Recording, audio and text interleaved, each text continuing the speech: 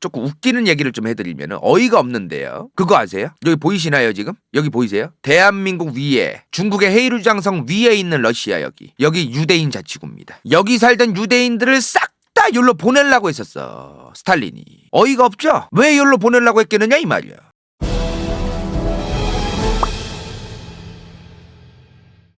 반갑습니다. 간다요입니다. 갑작스럽게 일이 굉장히 급진적으로 돌아가서 러시아 우크라이나 사태에 대한 얘기를 좀 드리는 게 좋을 것 같아서 이틀 만에 너무나 급박하게 지금 전개가 돼서 여러 가지 좀 말씀을 드리는 게 좋을 것 같다. 오늘의 현황을 좀 보고 드리면 오늘 러시아가 대놓고 벨라루스를 통해서 지금 보면은 러시아가 이렇게 있고 크림반도가 여기 있고 흑해가 여기 있고 우크라이나가 여기 있어요. 벨라루스는 여기 있고 그죠? 러시아가 벨라루스를 통해서도 들어가고 오데사를 통해서도 들어가고 개 난리가 났습니다. 그리고 지금 우크라이나에서 독립하겠다고 난리치던 데가 여기예요. 마리우폴 위에 좀 도네츠크랑 루한시크라고도 하는. 크림반도는 이미 끝났잖아요. 그죠? 2014년에 크림반도 과정 저번에 설명드렸잖아요. 22일에 군대를 일단 투입시킨 다음에 독립을 주민투표를 하게 하든 독립을 승인을 하든 러시아가 이쪽에 독립을 승인한다는 건 우리가 이제 너네들의 뒤를 봐줄게라는 얘기죠. 걱정하지 마. 무슨 일 생기면 우리가 다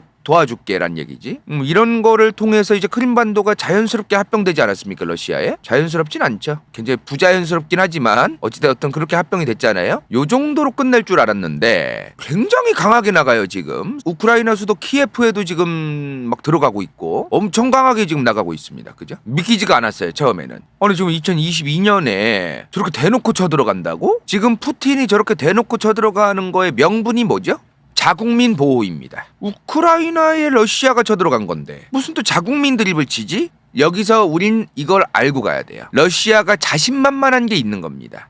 민족주의. 좀 루간스크랑 도네츠크, 크림공화국이 이렇게 있네요. 여기를 어거지로 러시아가 굉장히 부자연스럽게 어거지로 독립시킨 다음에 자기들이 먹어도 안전한 지역이다. 무슨 말이냐면 여기를 어거지로 먹어도 나중에 러시아로부터 분리독립하겠다는 얘기는 나올 리가 없는 지역이다. 이런 지역이라는 거죠. 앞으로 분리독립할 일도 없고 안전하게 우리 러시아가 먹어도 상관없는 지역이고 민심도 러시아를 원하고. 이걸 이해하려면 소련 스탈린 때의 민족 이주 정책을 알고 넘어가야 됩니다. 그래야 지금 사태가 이해가 돼요. 소련이 스탈린 때 민족 이주 정책을 할 때 고려인들도 2달 만에 연해주에 살던 고려인들이 2달 만에 20만 명이 한 방에 그냥 중앙아시아까지 그냥 넘어가게 되죠. 우리나라는 고려인들에 대한 얘기를 많이 하는데 사실 고려인들뿐만이 아니에요. 여기 크림반도에 살던 타타르 민족이란 민족이 있어요. 그 양반들도 대거 다른 곳으로 갑니다. 그리고 요 소련과 요 서유럽 간의 국경에 있던 게르만 민족들, 그리고 발트해 주변에 있던 소수 민족들, 폴란드 사람, 유대인들, 별 사람들을 중앙아시아와 시베리아로 다 보냅니다. 근데 저걸 왜 했을까? 왜 했을까요 스탈린이? 근데 이게 소련의 공식 문서로 확인이 안 돼요. 왜 했는지를 몰라. 공식적인 문서가 있기는 있어요. 표면상의 껍다구의 이유는 뭐 공식 문서로 이러쿵저러쿵 구실만 잔뜩 적어놨어. 근데 정말로 레알 이유가 뭔지에 대해서는 써놓은 문서가 없어요. 진실로 진정으로 스탈린이 왜 저쪽으로 보냈는가, 다른 민족들을. 이걸 우리는 추정하고 학자들의 의견과 또 이런 거를 좀 우리가 배워볼 필요가 있겠죠. 스탈린 사상을 위한 겁니다. 달리 말하면 뭐야? 스탈린 왕국을 위해. 스탈린 왕국 아닙니까? 소련이. 레닌 때의 소련과 스탈린 때의 소련은 180도 달라요 아예. 레닌은요 공산당 1당 체제로 가긴 가도 그 1당 안에서도 다양한 사람들이 의견을 주고받고 그러길 원했어요. 이거를 당내 민주주의라고 하죠. 공산당 1당 내의 민주주의. 스탈린은 아니에요. 이 양반은 소비에트 연방 소련이란 국가에서 자기가 왕이 되고 싶어 했어요. 짜르짜르 짜르짜르. 굉장히 전체주의적이고 굉장히 국가주의적이고 한 가지만 강요하는 그런 나라로 만들어야 지가 소련의 짜르가 될 거 아닙니까? 그러려면 소수민족들이 원래 살던 지역에서 사라져줘야 했던 겁니다. 오로지 스탈린 방식대로, 오로지 스탈린 동지의 영도 아래 국가가 유지되고 스탈린 동지께서 짜르가 되시려면, 만약에 소수민족들을 내버려 두면 스탈린 지멋대로 이제 짜르가 되어가는데 과정에서 만약에 민족들이 민족성을 가지고 그대로 있었으면 이런 얘기가 나올 거 아니에요? 이런 얘기들이 나올 거란 말이야. 러시아가 고려인을 포함해서 소수민족들 다 합하면 150민족이 넘습니다. 중국보다 더 많아요, 러시아가. 그래서 스탈린은 진작부터 이 민족들이 반발할 여지가 많으니 얘네들의 민족성을 없애려고 별짓을 다 했어요, 이 양반이. 그러려면 원래 살던 지역에서 다른 지역으로 보내버리면 간편해요. 이게 무슨 말일까? 원래 특정 지역에 살던 A 민족을 다른 지역으로 치워버리면 간편하다. 예를 들어 이런 거야. 간다요가 더운 지역에 살던 민족이야. 더운 민족. 개더워. 그 더운 지역에서 살던 민족이라서 매년 이 더운 민족은 민족 다 같이 가족 단위로 바닷가에 들어가서 제사를 지내는 풍습이 있었어. 근데 이 양반들 시베리아 한복판으로 보내버리면 이거 할 수 있을까요? 못해요. 추워서 얼어 죽어. 세상에. 정부가 굳이 이거를 하라 마라 얘기하는 게 아니라 니네 민족은 이런 행사나 이런 문화를 하라 마라 얘기할 필요도 없는 거야. 그냥 안 하게 되는 거예요. 그냥.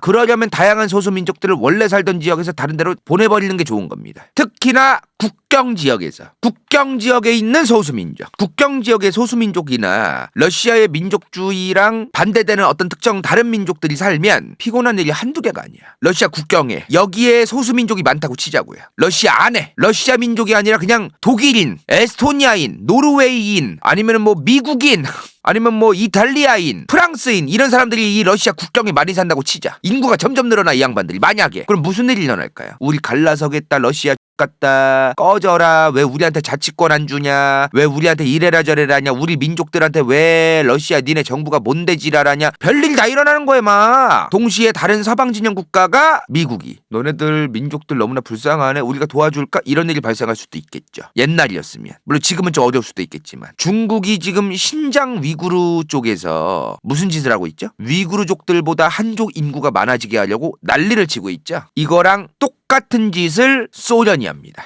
원래 소련의 이 국경 지역에 살던 소수민족들은 다른 데로 보내버리고 그리고 러시아인들이 가게 해요. 러시아 민족이. 지금 원래 이 크림반도에 크림 타타르인이라는 민족들이 있었어요. 그 양반들도 다른 지역으로 보내려고 난리를 칩니다. 소련 때. 그러면서 동시에 러시아인들이 러시아라는 민족성을 가진 사람들은 일로 들어가는 거죠. 이제 이게 1920, 30년대부터 시작됩니다. 그럼 지금 100년이 된 거예요. 100년이. 그래서 지금 우크라이나에도 러시아 사람들만 특정인들이 많이 사는 지역이 있는 것이고 뭐 이런 게 있는 거예요. 지금 조금 웃기는 얘기를 좀 해드리면 어이가 없는데요. 그거 아세요? 여기 보이시나요 지금? 여기 보이세요? 대한민국 위에 중국의 헤이루장성 위에 있는 러시아 여기 유대인 자치구입니다. 여기 살던 유대인들을 싹 다 여기로 보내려고 했었어. 스탈린이. 어이가 없죠? 왜 여기로 보내려고 했겠느냐 이 말이야. 처음에 여기에 3만 명이나 있었어요. 유대인이. 근데 1950년 되면서 이제 뭐가 생기죠? 45년 이후에 이스라엘이 생기죠. 절로 갑니다 그냥. 저기 살던 유대인들이 이제 절로 가요. 그래서 지금은 이 지역 전체 인구의 1%도 없어요. 유대인들이 이제. 한 1000명대밖에 없다 그러더라고. 자, 아무튼 이런 식으로 러시아, 과거의 소련은 스탈린 때부터 러시아인들은 자기들 국경지역으로 계속해서 들어가게 만들고 동시에 원래 살던 원주민들은 또 이주를 시키고 이주를 안 한 원주민들도 러시아인과 섞이게 하면서 점차 러시아화, 소련화가 되어가게끔 만들었다. 이걸 언제부터 했댔죠? 1920, 30년대부터 했다. 지금 100년이 지났다는 겁니다. 자, 근데 그러다가 우크라이나 이쪽에도 또 크림반도 쪽에도 그리고 벨라루스 쪽에도 에스토니아, 라트비아, 리투아니아 이쪽에도 러시아인들이 꽤 있었는데 갑자기 갈라진 겁니다. 언제? 소련이 해체되면서 소련이 붕괴되면서 그러면서 이제 문제가 시작되죠. 그 중에 하나가 이제 우크라이나 아닙니까? 여기 안에 있는 러시아인들이 지금 분리독립 움직임이 거세지고 있는 거구나. 이걸 우리는 알 수 있었어요. 그죠?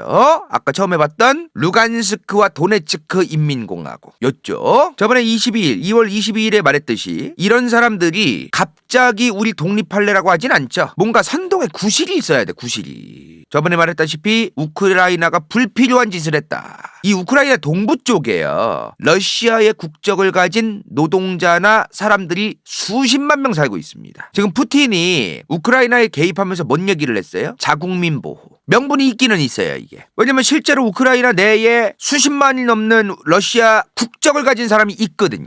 요 과정을 일단 좀 우리가 또 22일에 얘기했던 걸 한 번 더 얘기하면은 그때 뭐라고 했어요? 첫 번째 우크라이나 사태 유로마이단이라고도 하죠. 우크라이나 사태가 일어납니다. 반러시아, 러시아에 대한 반러시아 시위가 우크라이나 전역에서 강력하게 일어나요. 요 2014년 당시에 우크라이나 대통령이 친러 세력이었습니다. 친러시아 정책을 계속해서 표방했어요. 그러다가 탄핵당해졌대. 그리고 우크라이나 과도정부가 생겼다 그랬죠. 자, 근데 이 과도정부 수립됐을 때 우크라이나 의회에서 무슨 법안이 나왔다 그랬어. 물론 입법화돼서 실제로 바로 쓰자고 한 건 아니지만 뭐가 나왔다 그랬어? 러시아어를 금지시키는 법안이 나왔다. 물론 말하는 건 자유예요. 러시아 사람들끼리 개인들끼리 대화할 때 러시아어를 쓸 수 있는데 문제는 뭐냐면 공기관에 무슨 뭐 여권을 만들든 비자를 연장하러 가든 거기서 대화할 땐 100% 우크라이나어를 써야 돼요. 그럼 러시아 사람들이 우크라이나어를 배울 수밖에 없고 배워야만 하고 이런 상황이 이제 연출이 되겠죠. 반러시아 정책을 시작으로 굳이 구태여 여기다가 지금 신나를 부은 거예요. 신나를. 저 얘기가 나오는 즉시 지금 루간스크, 도네츠크, 크림공화국에서 독립 얘기가 나오기 시작하고 여기 살던 러시아인들도 우리를 완전히 이제 소수민족 그냥 등신 취급하려고 하나 보다 그러면서 독립 드립이 나오기 시작하고 문제는 거기서 끝나는 게 아니죠. 푸틴이 뒤봐준다고 하자마자 이 사람들도 이제 믿을 구석이 생긴 거야. 우리가 독립하겠다는 거를 러시아가 이제 도와주겠다고 하네? 그럼 더 강력하게 얘기하는 거죠. 그러면서 바로 3월에 크림반도에 러시아 군대가 들어가죠. 그리고 크림반도에서 주민들이 독립하겠다는 분리독립 투표를 합니다. 그리고 4월, 5월에는 도네츠크와 루간스크가 튀어나와요. 이런 과정이 있었어요, 지금. 여기가 도네츠크 공항이거든요. 이게 2011, 12년에 거의 다 지어진 거예요. 근데 도네츠크 인민공화국이 독립을 한다고 하니까 2014년에 우크라이나 육군이랑 공군이 개박살냅니다. 지금 이런 일도 있었기 때문에 푸틴이 지금 자국민 보호라는 개드립을 치는 게 명분이 더 강해진 것도 있다는 거예요. 지금 참 복잡합니다. 이게 우크라이나 입장에서는 자기 국가를 지키기 위해서 당연히 저 반군들하고 싸운 건데 러시아 니네가 자국민 보호라는 얘기를 하는 게 말이 되느냐, 그 말도 맞아요. 근데 푸틴이 자국민 보호라는 명분을 해도 그게 통하긴 통한다. 어디에서? 우크라이나의 러시아 사람들이 많이 사는 지역들에서는 저 명분이 씨알이 먹히기는 먹힌다는 겁니다. 러시아가요, 지금 아니면 기회가 없다고 판단하는 것 같아요. 지금 아니면 기회가 없다. 이 국가들 지금 어때요 지금? 코로나 이후에 회복 중이고 자기 나라 간수하기도 정신이 없어요 지금. 이럴 때는 국민들도 다른 나라 일에 관심을 덜 갖게 되거든요. 당연한 얘기입니다. 내가 먹고 살기 힘든데 옆 나라에서 전쟁 날 때 그 사람들 지금 죽고 있대 그러면 내가 배고파서 죽겠는데 무슨 개소리 하느냐고 알바 아니라고 이렇게 되는 거 아니겠어요? 이럴 때가 우크라이나를 침공할 좋은 타이밍이라고 본 것 같다. 지금 러시아가 먹으려는 우크라이나의 지역, 여기가 소련 해체 이후에 아무리 우크라이나가 되었더라도 러시아인들이 많이 살기도 했고 아까도 말했다시피 우크라이나 스스로 반러시아 정책을 해가지고 우크라이나 내에 있는 러시아인들이 우크라이나란 나라를 사랑하지도 않고 당장 여기서 갈라서고 싶어하는 마음을 부추긴 것도 있고 러시아 입장에서는 너무나 좋은 타이밍이 온 거죠. 얘네들 어차피 지금 우크라이나에서 마음도 떴고 게다가 민족도 러시아인이고 그러면 얘네를 러시아에 병합시켜도 훗날 러시아로부터 분리독립하겠다는 그런 피곤한 일을 만들 지역도 아닌 게 되는 겁니다. 러시아는 우크라이나가 나토에 가입을 할 수 없도록 수단과 방법을 가리지 않을 것 같아요. 지금 벨라루스도 나토에 가입이 안 되어 있거든요. 이미 된 거야. 그러면 러시아의 국경 쪽에서 러시아를 수호하고 방위하기 위해서 필요한 벨라루스 지역, 발트 3국은 이미 나토 가입했으니까 어쩔 수 없겠지만 그리고 이 우크라이나까지 이 두 군데만 일단은 나토 가입을 못하게 막고 러시아가 자기들 원하는 방식대로 이래라 저래라 할 수 있게끔만 되면 러시아는 한시름을 놓거든요. 그래서 러시아는 우크라이나의 나토 가입은 절대로 안 된다. 이거를 서방 세계 국가들에게 지금 보내주는 메시지도 있는 거죠. 이번 사태를 통해서. 이것도 강하게 좀 보여주는 게 있겠어요. 민주주의 국가들이 위기가 생겼을 때 다양한 위기를 대처하기 위한 능력과 과정이 굉장히 어렵다는 게 이번에 또 좀 보여진 것도 있어요. 사실 민주주의 체제라는 체제를 가진 국가들이 우후죽순으로 전 세계에 탄생한 건 2차 세계대전 이후라고 봐야 되거든요. 전 세계에 탄생한 민주주의 국가들이 이 민주주의 체제 하에서 다양한 위기를 극복하는 거에 대한 평가, 이 평가를 할 수 있는 게 지금 100년도 안 됐다. 이번 우크라이나 사태, 그리고 코로나 사태까지 일어났고, 그리고 우크라이나 사태까지 러시아가 들어오는데도 유럽 국가들도 지금 딱히 뭘 지금 어떤 스탠스를 보이기가 어려워요. 지금 경제적으로 지금 전쟁이 일어나면은 어려워지는 게 있고 평화라는 걸 전제하에 당연히 평화가 있어야만 하고 내가 먹고 사는 게 지장이 있으면 안 되고가 이미 그거에 적응이 되어 있는 사람들이 많이 살고 있지 않습니까? 푸틴은 아마 이걸 알고 있을 것이다. 지금 프랑스도 그렇고 독일도 그렇고 정부에 대해서 항의하는 시위가 일어나고 있지 않습니까? 마스크를 안 쓸 자유가 있다, 방역이라든가 이런 것도 봉쇄도 다 풀어라, 뭐 이런 것 때문에 정부와 국민들의 응집력이 강한 상황도 아니란 말이에요. 러시아는 다릅니다. 러시아는 응집력이 굉장히 강한 나라예요. 이런 서유럽의 상황을 푸틴도 대가리가 빠가가 아닌 이상 다 계산을 하고 있겠죠. 근데 이러한 타이밍에 우크라이나가 나토에 가입을 하냐 안 하냐 얘기가 나온 거예요. 지금 도와줄 나라도 없는데 우크라이나에 신경을 쓸 겨를이 없단 말이야. 미국을 포함해서 수많은 서구권 국가들이 지금 자기들 코가 석잔데 우크라이나가 나토 가입한다고 했을 때 뭔가 문제가 터졌을 때 우크라이나 도와줄 지금 그게 됩니까 지금? 택도 없죠. 우크라이나도 타이밍을 너무나 잘못 잡았다. 나토 가입을 하려면은 코로나도 조금 어느 정도 안정화가 되고 우크라이나에 대한 관심도가 높아질 타이밍을 잡아야 되는데 그런 타이밍을 잡지도 않고 그냥 2021년 말부터 나토 가입 얘기를 스스로 꺼내고 있었고 러시아는 그거에 대해서 굉장히 예민한데 그 예민한 국가가 또 딱 보니까 얘네들 우크라이나에 대해서 별로 신경 못 쓰겠네? 계산을 이렇게 해버리니 이런 사태까지 오늘 가능성이 높았을 수밖에 없던 거죠. 물론 아마 미국도 마찬가지고 서방 진영 국가들도 러시아가 이렇게까지 세게 나올 거라고 생각을 하진 못했을 수도 있겠어요. 왜냐하면 적당한 선에서 군사를 들여보내긴 해도 무슨 키예프까지 조지고 막 이런 식으로 할 것까지는 아마 예상하지 못했지 않았을까. 물론 러시아가 지금 우크라이나 전역을 먹을 생각은 없는 것 같습니다. 당연히 명분도 없고요. 게다가 먹으면 뭐 할 건데 분리 독립하겠다고 왜 니네가 여기를 처먹느냐고 난리칠 사람들이 여기 수두룩한데 4천만 명이 살아요. 우크라이나 사람이 지금 러시아에 반감이 있는 사람들이 여기를 먹어봤자 피곤해지는 게 있고 먹어봤자 오히려 혹 붙이는 거면 안 먹는 게 낫죠. 러시아는 아마 아까 앞서 말한 세 곳 크림반도랑 그리고 도네츠크 루간스크가 있는 요쪽 요 세 군데만 먹고 빼겠죠. 물론 크림반도는 이미 먹고 있지만 요 두 군데만 더 추가적으로 먹고 적당한 선에서 좀 더 먹든가 여러 가지 상황이 이제 어떻게 전개될지는 아무도 모르죠. 좀 지켜봐야 될 문제입니다. 근데요 러시아도 이번 사태를 통해서 솔직한 얘기로 베네핏이 있을지 몰라도 리스크도 있는 거잖아요. 그죠? 수많은 서유럽 국가들에게 안 그래도 비호감인 러시아 소프트 파워는 이번 사태를 통해서 완전히 나락으로 갔다. 러시아는 소프트 파워가 더 안 좋아질 것이고 그리고 SNS가 보급되고 발전된 상황에서 아마 수많은 국가들의 국민들이 러시아를 욕하겠죠. 특히 유럽 국가들이. 대신 러시아 사람들의 민족주의는 더욱더 공고해질 것이다. 앞으로 미국은 또 어떻게 할 것인가? 이번 사태 이후에 최근에 뉴스 기사를 봤는데요. 언론 인터뷰를 하신 것 같더라고. 존 미어쉐이머 교수가 외신하고 인터뷰한 걸 보니까 이 양반이에요.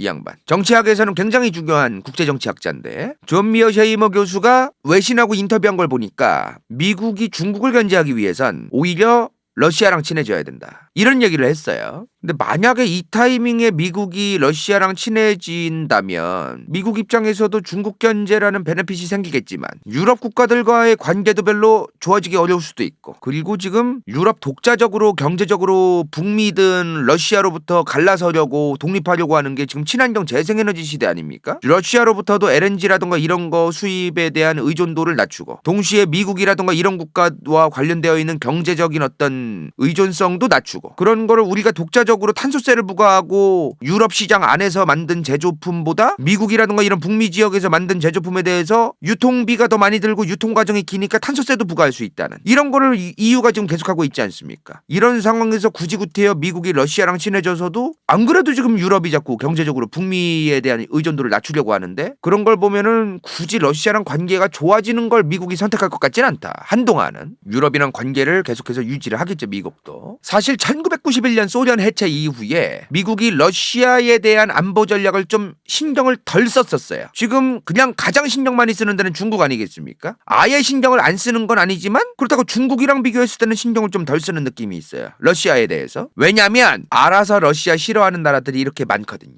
앞으로 2022년 현재의 러시아 우크라이나 사태 이후에는 아마 미국이 안보 전략적으로 러시아를 굉장히 좀 강력하게 견제하기 위해서 노력하지 않을까. 지금 우크라이나 밑에 바로 흑해가 있죠. 러시아는 흑해를 통해서 터키랑 관계가 개선되고 지중해로 나오려고 하는데 그 어느 때보다 미국이 터키와의 관계가 좋아질 가능성이 높겠다. 그리고 터키는 이거를 이용해서 미국한테서 콩고물을 얻거나 그러려고 난리를 칠 것이다. 그리고 미국은 EU, 유럽연합이랑도 그 어느 때보다 가까워질 가능성이 높아지는 거죠. 그죠? 이거는 경제적으로가 아니라 안보적으로든 경제적으로든 모든 분야에서라고 말씀을 드리는 겁니다. 이 정도로 그냥 부족한 식견을 가진 인간 간다요의 식견으로는 요 정도 말씀드릴 수 있겠어요. 러시아 우크라이나 사태에 대한 얘기는 요 정도로 또 추가적으로 좀 말씀을 드리도록 하겠습니다.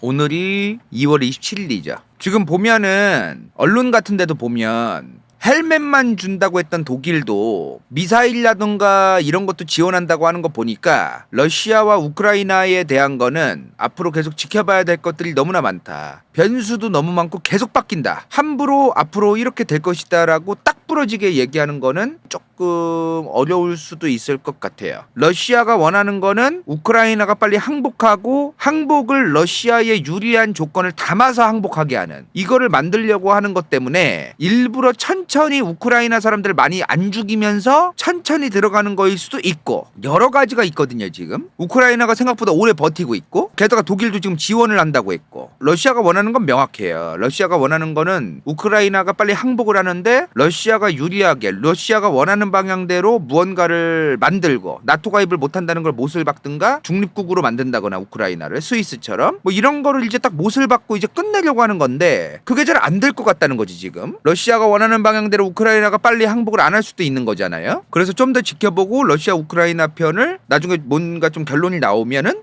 그거에 대해서 한 번 더 라이브를 제가 하도록 하겠습니다.